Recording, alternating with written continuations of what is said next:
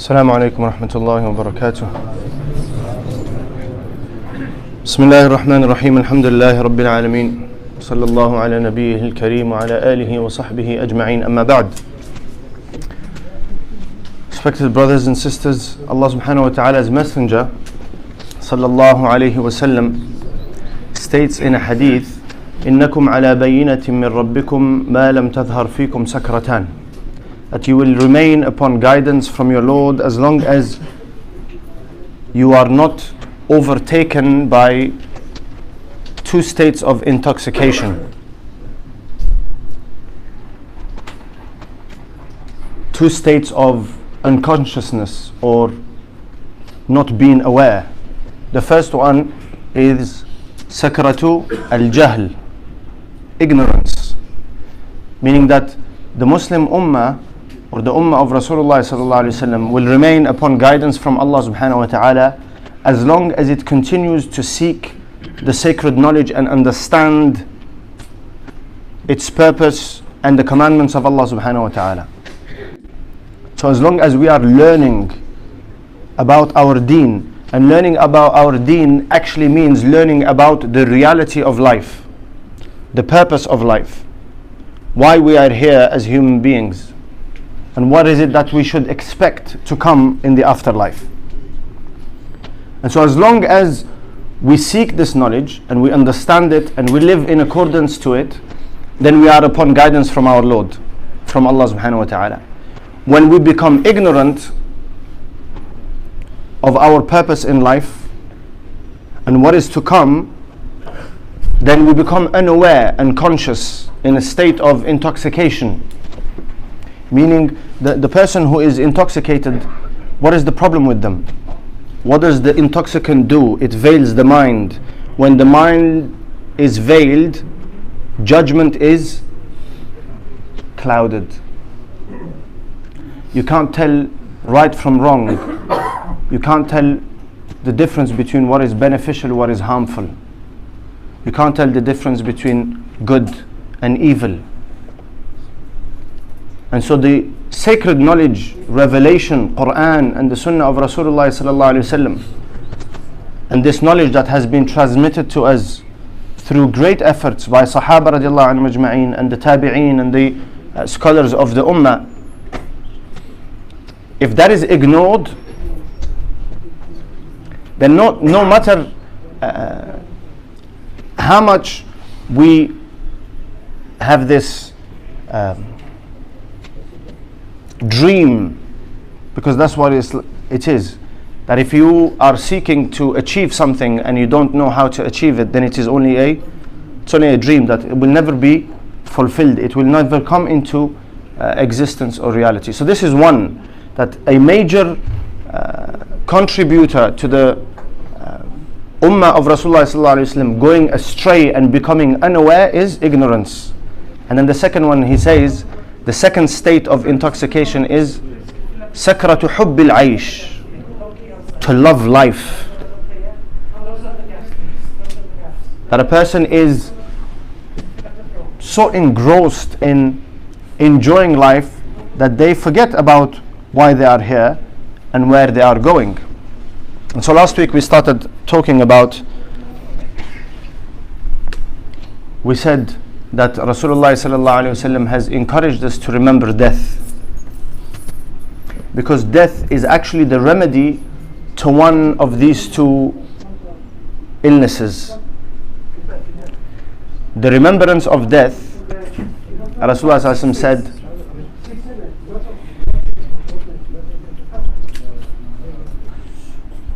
that أكثروا ذكر هادم اللذات, remember the destroyer of pleasures often.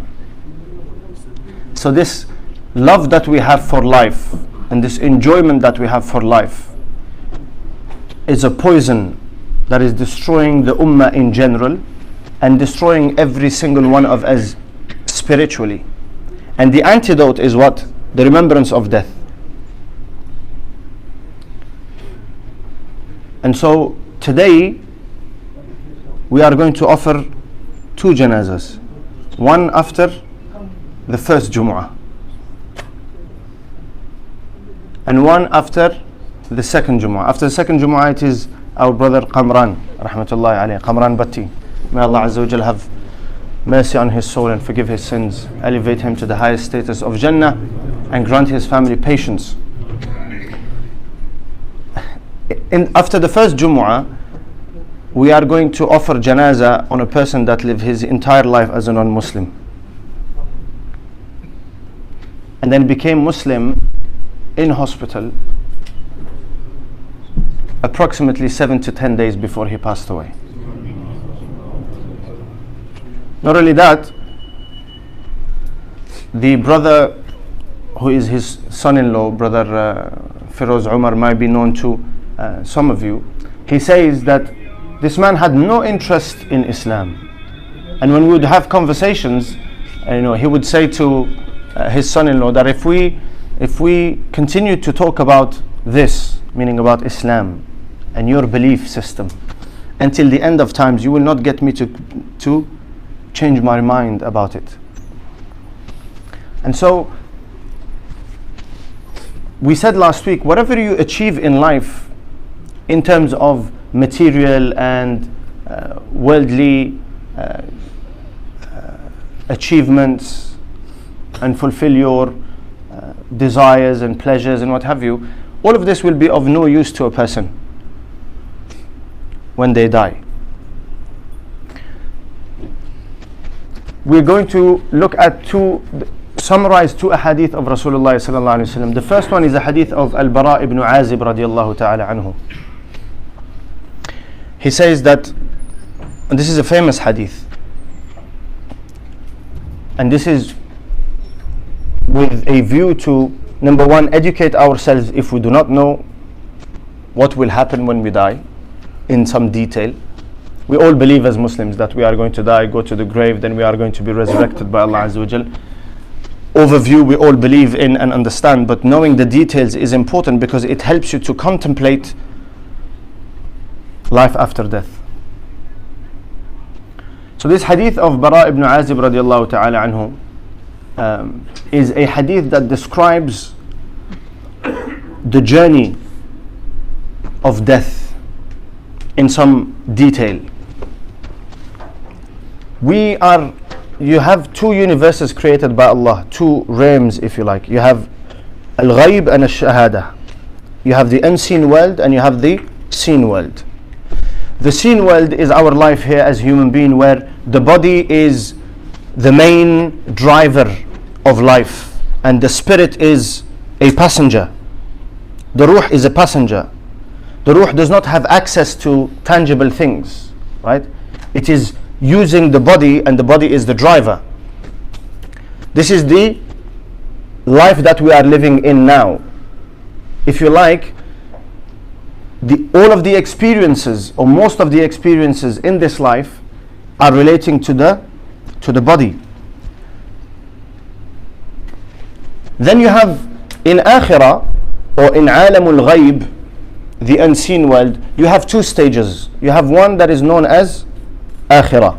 We know that is the afterlife, where there is judgment and there is paradise and there is hellfire and there is the sirat and there is the hisab and the mizan, the questioning and standing before Allah subhanahu wa ta'ala, receiving book of deeds. Our actions and deeds will be weighed, and then eventually entering paradise or hellfire. That is Akhirah. And in between the two, in Akhirah, the physical body and the spirit are equally experiencing the pleasures of Akhirah. So in Akhirah there is a balance between the experience of the body and the experience of the soul. They are both driving the body forward, right? If you like, life forward. In between you have what is known as Alamul Barzakh. Barzakh is what? A station between the two worlds. The reason there is this station is that people are going to die at different times. And so there has to be a waiting point or a station where those who have died are waiting for the rest of humanity to catch up. And eventually when everyone dies, then Allah subhanahu wa ta'ala will recreate everyone and Qiyamah will begin. This alam of barzakh, in it the soul is the driver and the body is the passenger. Because we know the soul will remain alive and the body will decay once it is buried or otherwise. So in this world, the body is the driver, the soul is in the passenger seat. It is affected by everything that the body does, but it doesn't have direct involvement. In the next life, it is equal, body and soul, and this is why the belief of Ahlus Sunnah wal Jama'ah is that we are going to be resurrected by Allah physically and spiritually. Both our souls and our bodies are going to be resurrected by Allah subhanahu wa ta'ala, recreated by Allah subhanahu wa ta'ala as we are today. Allah Azza wa Jal says, كَمَا بَدَأْنَا أَوَّلَ خَلْقٍ نُعِيدُهُ. The way we created the first time, we are going to recreate on the day of Qiyamah. Then eventually when people enter paradise or hellfire, their forms are going to change. The people of paradise are going to have a certain appearance and form, and the people of hellfire are going to have a different appearance and form. But that will only happen once judgment is over and we enter into paradise or hellfire. We ask Allah Azza wa Jal to protect us from His punishment. In the grave, it is the soul that is driving that life, that period. It is the soul that is driving and the body is in the back seat, and eventually the body will decay. But because the soul has been connected to the body throughout its life in this world, it knows no other place except to remain with the body. This is why we are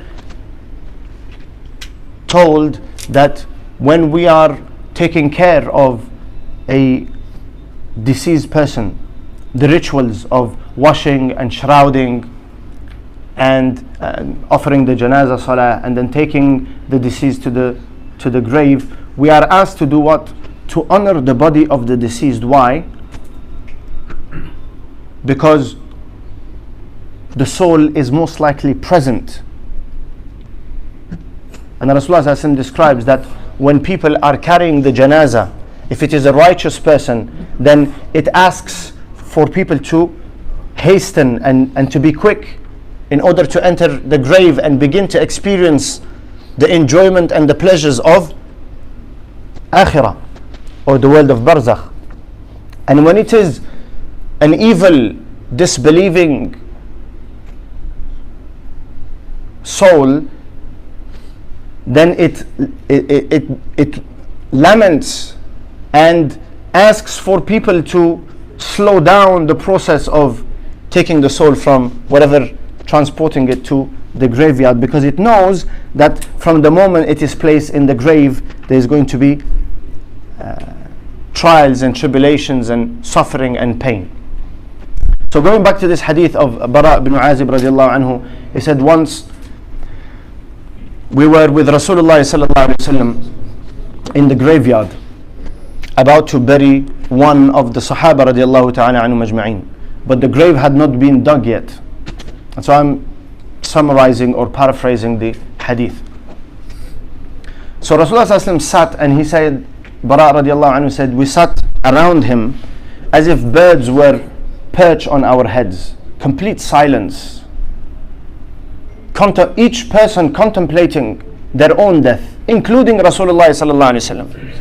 And we mentioned the hadith in the previous, in last week, that Rasulullah sallallahu alaihi wasallam was by a grave and he wept until the ground he was stood on became what? It became wet. And then he said, oh my brothers, prepare yourselves for this. When we go to funerals, what do we see?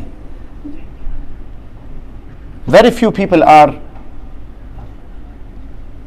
silent. Very few people are contemplating their own death, let alone being silent and contemplating one's demise or death. We have people having conversations like they have gathered for some sort of event, a wedding or a celebration of some sort, and so there's smiles and laughter and conversations, while a person is going into they are beginning the first stages of akhirah. And that tells us that we are intoxicated. We're there, we're present. We're carrying the body from A to B. We're lowering the body into the ground, but it does not it does not register. It's almost that I am eternal. Yeah, poor soul, this guy, miskeen, may Allah have mercy. And this is what we usually say, right? Miskeen, may Allah have mercy on him. We don't realize that actually we are also going to go through the same experience. So Rasulullah sallallahu alaihi wasallam sat and Sahaba were sitting around him. And then Rasulullah sallallahu alaihi wasallam looked up to the sky and looked back down to the earth, and he said 2 or 3 times, ask Allah to protect you from the punishment of the grave. Then he said, when a believing soul, when a believing person is about to depart from this world and to journey to Akhirah, when their life here is about to end and their life of Akhirah is about to begin, Rasulullah says, a group of angels will come. Their face or their faces have a light dissipating or spreading like the light of the sun. Extremely beautiful angels, and they come in hundreds. They arrive and they sit at a distance of the sight of the person who is about to die. And the angel of death appears, and he announces or requests the soul to come out, and he says that, O righteous soul, come out to the pleasure of Allah subhanahu wa ta'ala and his reward. And so when that announcement is made, the soul comes out of the body the way a drop leaks out of a jug, with facility, with ease. We are talking about the soul. This person can have the most horrible death. Right? A wall can be falling on them. They can be involved in a car crash. They can be burned alive. The experience of the body dying and the experience of the soul leaving the body are 2 different things. What Rasulullah ﷺ is describing here is how the soul is detached from the body. So if it is a righteous soul, it comes out with ease because the soul is actually looking forward to meeting Allah subhanahu wa ta'ala and to receive his pleasure and his reward. So it comes out in eagerness. And these angels who have appeared, who have come, they bring with them a shroud from paradise and a scent from paradise, fragrance from paradise. And so the way when the body dies we wash it, apply perfume and itar and fragrance, and then we shroud it, likewise the angels do to the soul of this righteous person. And Rasulullah ﷺ says a scent like the sweetest fragrance of musk begins to what? Come out from this righteous soul. So the angel of death removes the soul, the angels of paradise come, take the soul from him, they prepare it and place it in this shroud of paradise, and then the ascension begins. And so these angels, this company of group of angels are ascending with this soul until they come to the first heaven, and they seek permission. And so the angels at the gate of the first heaven, they ask, who is this person? They say, this is so and so, son of so and so. The name and the name or the title that will be used is one that was beloved to him or her in this world. And so immediately permission is granted, and the angels of the heavens are making dua for this soul, because they recognize every believing man and woman is known to the angels, because their deeds are traveling through these gates.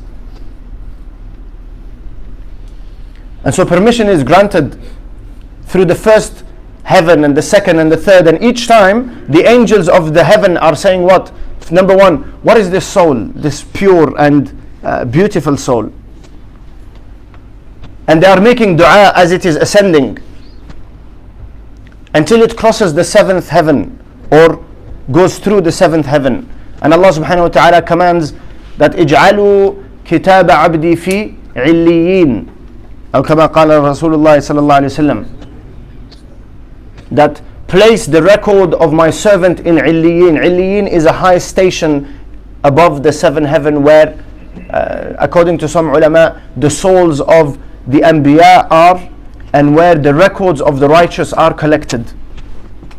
Allah Azza wa Jal says كلا إن كتاب الأبرار لفي عليين. Then Allah Azza wa Jal commands the angels and He says, take my servant back down to earth, because I have promised them منها خلقناكم, that I have created them from the earth. وفيها نعيدكم, and to it they will be returned. ومنها نخرجكم تارة أخرى, and from it you will be brought out again and recreated. So the angels descend again back down.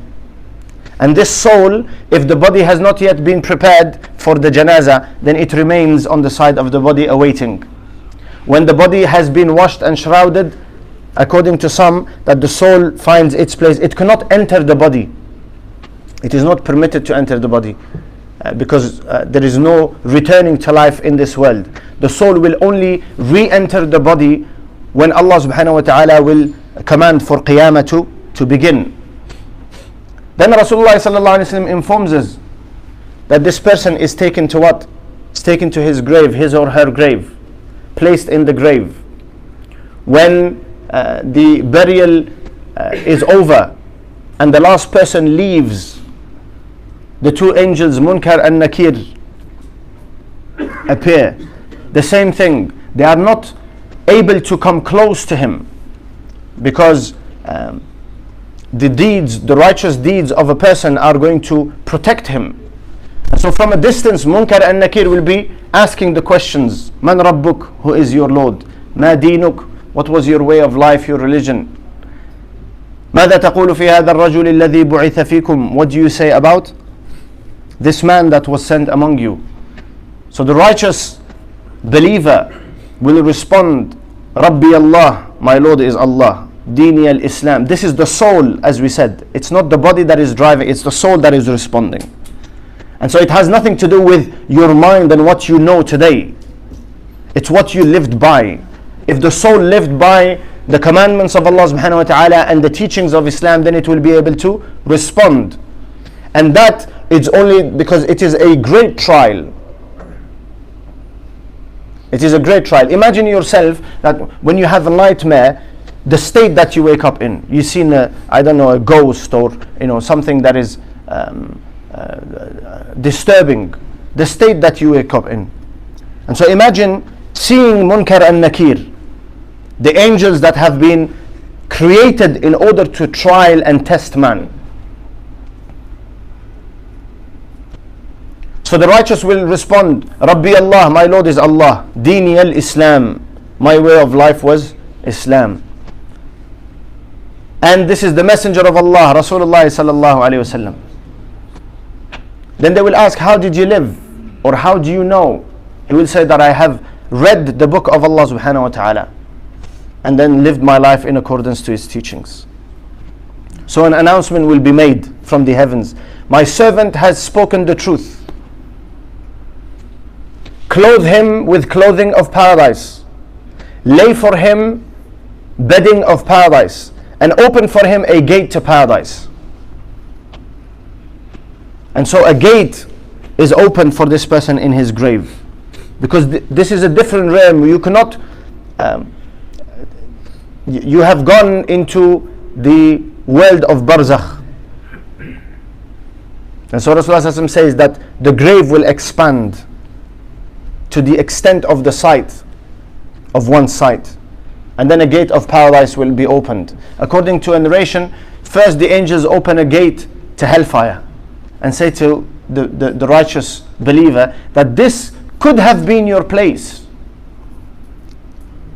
But since you were righteous and you obeyed and lived your life in a way that was pleasing to Allah subhanahu wa ta'ala, they will close that gate of hellfire and open the gate to paradise.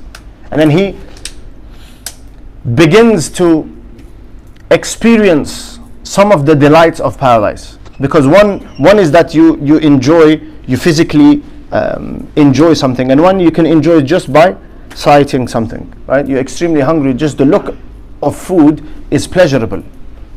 And so this gate of paradise is open, and a person is able to see the great blessings that Allah subhanahu wa ta'ala has prepared in Jannah. And he calls out, Rabbi aqim as-sa'ah, oh Allah, let Qiyamah come fast, hatta arji'a ila ahli wa mali, so that I can be united with my family. And it will be said to this believer, Nam ka nawmatil arus, sleep. And so this person is resting now until the day of Qiyamah. Then Rasulullah sallallahu alaihi wasallam informs us, when the soul of a disbeliever in Allah, or a believer who was rebellious and did not live in accordance to the commandments of Allah, because we know that the ahadith of Rasulullah sallallahu alaihi wasallam very clearly stipulate that even the believer, there is a possibility of the believer being punished in the grave. This is why Rasulullah sallallahu alaihi wasallam says to Sahaba, ask Allah to protect you from the punishment of the grave, because if every Muslim is spared the punishment of the grave, then Rasulullah sallallahu alaihi wasallam would not tell Sahaba to ask for this dua or to supplicate Allah subhanahu wa ta'ala in this way. And then we have the hadith of the person who did not protect himself from impurity, and the hadith of the person who used to had the habit of tail bearing, that they are punished in the grave. And these were Muslims. So when the soul, when it is time for this disbeliever, or this evil person, when it is time for them to leave this world, Rasulullah sallallahu alaihi wasallam says that angels come with dark faces, and they bring with them a rag from hellfire. The angel of death comes and says that, "O evil soul, come out to the wrath and the anger of Allah subhanahu wa ta'ala and to his punishment." So the soul spreads itself in the body, it does not want to come out. And we mentioned the verse of the Quran that Allah subhanahu wa ta'ala says, يَضْرِبُونَ وُجُوهَهُمْ وَأَدْبَارَهُم, that angels have to beat this soul in order to extract it from the body. It is ripped out of the body. And Rasulullah describes like a skewer that is ripped out of damp wool, wet wool. And so that is, even if this person is dying in their sleep, they've died in a coma, seemingly peaceful, but the soul is living in another, is in the world of barzakh and the world of akhirah and the world of ghaib, the unseen. So it is experiencing these sufferings. The angel of death extracts the soul. It is given to these angels that have come. The soul is wrapped in this rag from hellfire. Rasulullah says that the stench that comes out from this soul is worse than the most foul smell of a dead body. Then the angels seek to ascend with this soul to the first heaven, but permission is not granted. And Allah Azza wa Jal commands that this soul is taken back down to join the body. And then the angel of Munkar and Nakir, both angels appear. Man Rabbuk, who is your Lord? The response is, Ha ha la adri, I do not know. Ma dinuk, what was your way of life? La adri, I do not know. What did you believe about this man that was sent among you? La adri, I do not know. And so the angels will say, you did not know, and you did not seek to know. You did not recite revelation. You did not seek to understand your purpose. And then an announcement from the heaven is made that my servant has lied. So place his record in Sijjin. Illiyin is a station above the 7 heavens. Sijjin is a station below the earth. Because we know paradise is above the heavens. And Jahannam is below in terms of direction. And then Rasulullah ﷺ, according to different narrations, number 1 is that a gate of hellfire is opened. And then he or she starts to experience the torments of hellfire. This is one. The second, in a hadith, Rasulullah ﷺ says that a person is appointed to punish him. This person is blind, deaf, and dumb, and beats him until the day of Qiyamah. And in that punishment and seeing what is to come in the afterlife, he begins to call out, Rabbi la tuqim as-sa'ah, that, oh Allah, do not let Qiyamah come. Realizing that what is to come is far greater than what I am experiencing now. And then the last 2 things, with the righteous person, Rasulullah says that a person, when a righteous believer is placed in the grave, then a person comes with a beautiful image, beautiful clothing, fragrance emanating from this person. So the deceased, the mayyit, says, who are you? Your face is one that brings good news. So he says what? That I am your righteous deeds. Amaluka salih. And I have come to you to give you good news of the pleasure of Allah subhanahu wa ta'ala. And I will remain with you in your company until the day of Qiyamah. Whereas the disbeliever or the sinner, the person that appears ugly, dirty, and a stench and foul smell emanating from this person. So when he arrives in the grave, this person arrives in the grave, then the mayyit and the deceased says, who are you? Your face is one that brings bad news. So he says, what? I am your evil deeds, and I will remain with you until the day of Qiyamah.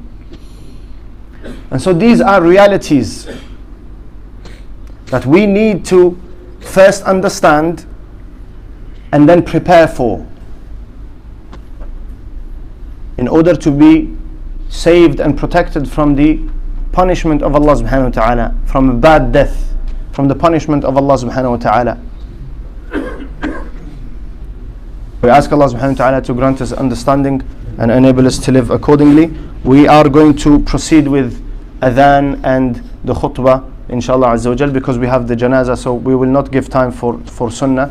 We'll have adhan and then immediately khutbah after that. Jazakumullah khairan. Whilst adhan is going on, if there are spaces that we can fill in, please do so. Jazakumullah khairan.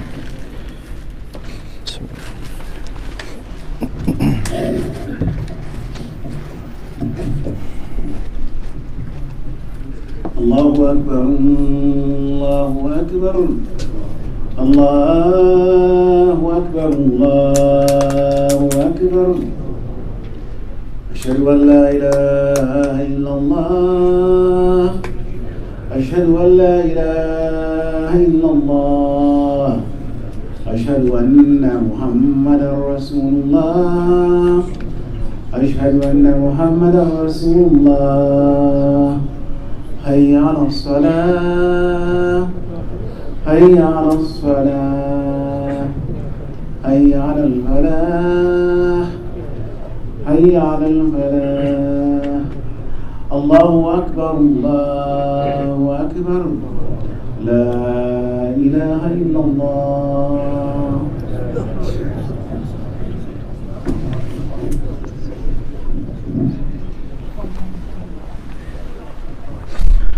الحمد لله رب العالمين والعاقبة للمتقين ولا عدوان إلا على الظالمين والصلاة والسلام على أشرف المرسلين نبينا محمد وعلى آله وصحبه أجمعين.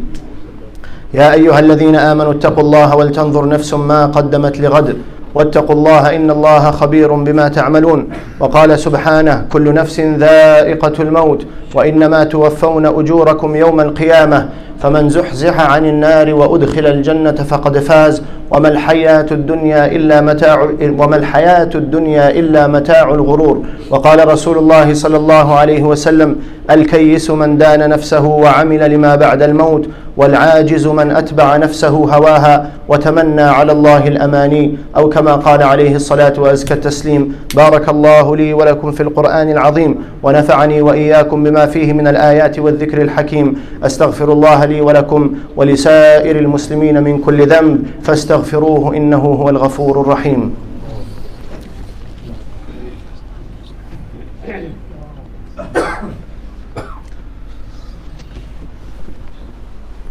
الحمد لله وحده، والصلاة والسلام على من لا نبي بعده. إن الله وملائكته يصلون على النبي يا أيها الذين آمنوا صلوا عليه وسلموا تسليما. اللهم صل على محمد وعلى آل محمد كما صليت على إبراهيم وعلى آل إبراهيم، وبارك على محمد وعلى آل محمد كما باركت على إبراهيم وعلى آل إبراهيم في العالمين إنك حميد مجيد. ربنا ظلمنا أنفسنا وإن لم تغفر لنا وترحمنا لنكونن من الخاسرين. رب اغفر وارحم وأنت خير الراحمين. ربنا آتنا في الدنيا حسنة وفي الآخرة حسنة وقنا عذاب النار وقنا عذاب القبر وقنا عذاب الحشر وقنا عذاب الميزان، وأدخلنا الجنة مع الأبرار برحمتك يا أرحم الراحمين. اللهم ربنا هب لنا من أزواجنا وذرياتنا قرة أعين واجعلنا للمتقين إماما. اللهم أرنا الحق حقا وارزقنا اتباعه، وأرنا الباطل باطلا وارزقنا اجتنابه. اللهم ارزقنا توبة قبل الموت ومغفرة عند الموت وراحة عند الموت ومغفرة بعد الموت. اللهم إنا نسألك الجنة وما قرب إليها من قول أو عمل، ونعوذ بك من النار وما قرب إليها من قول أو عمل. اللهم اغفر للمؤمنين والمؤمنات والمسلمين والمسلمات الأحياء منهم والأموات إنك سميع قريب مجيب الدعوات. عباد الله رحمكم الله، إن الله يأمر بالعدل والإحسان وإيتاء ذي القربى وينهى عن الفحشاء والمنكر والبغي يعظكم لعلكم تذكرون. اذكروا الله يذكركم، ادعوه يستجب لكم، ولذكر الله أكبر، والله يعلم ما تصنعون.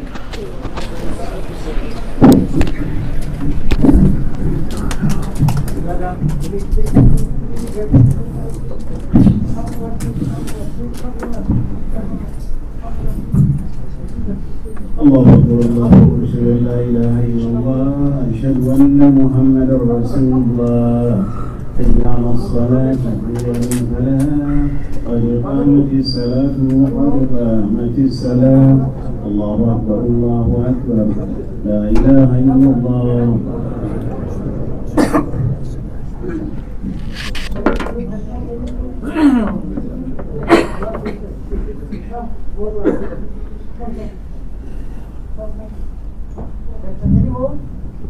Please ensure that the rows are completed, straight, any gaps be filled, stand shoulder to shoulder. And as we said, inshallah, after the salah, immediately after the salah, we request brothers and sisters not to offer sunnah until the salah of janazah has been offered. So immediately after salah, we are going to get the deceased inside the masjid and we are going to offer janazah salah. Please refrain from offering sunnah.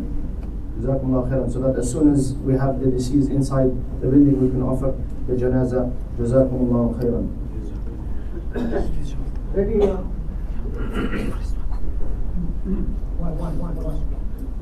Allahu Akbar.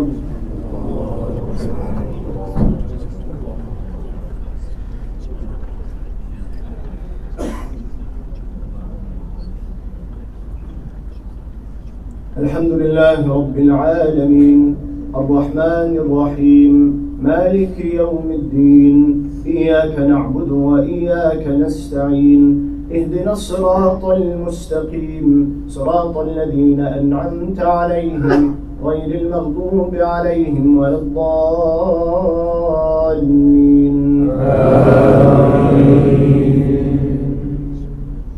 والتين والزيتون وطور سينين وهذا البلد الأمين لقد خلقنا الإنسان في أحسن تقويم ثم رددناه أسفل سافلين إلا الذين آمنوا وعملوا الصالحات فلهم أجر غير ممنون فما يكذبك بعد بالدين أليس الله بأحكم الحاكمين.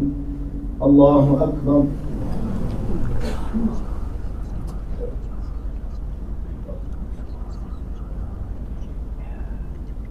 سمع الله لمن حمده.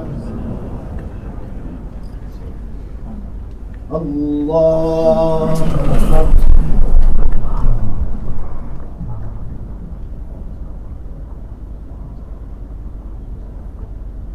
الله أكبر.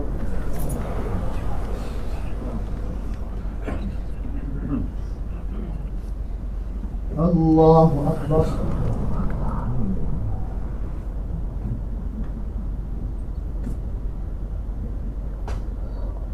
الله أكبر.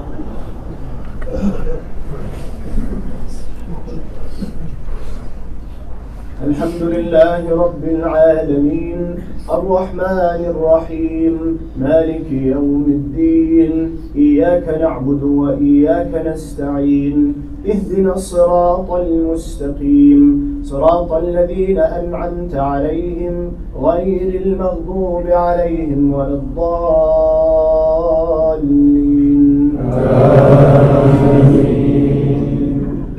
إذا زلزلت الأرض زلزالها وأخرجت الأرض أثقالها وقال الإنسان ما لها يومئذ تحدث أخبارها بأن ربك أوحى لها يومئذ يصدر الناس أشتاتا ليروا أعمالهم فمن يعمل مثقال ذرة خيرا يره ومن يعمل مثقال ذرة شرا يره.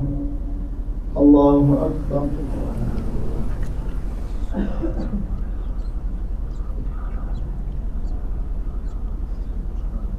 سمع الله لمن حمده.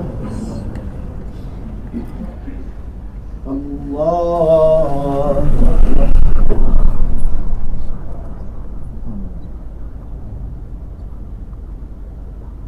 الله أكبر.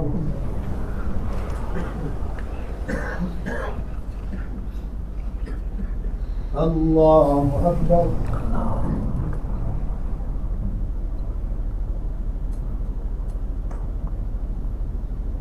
الله أكبر.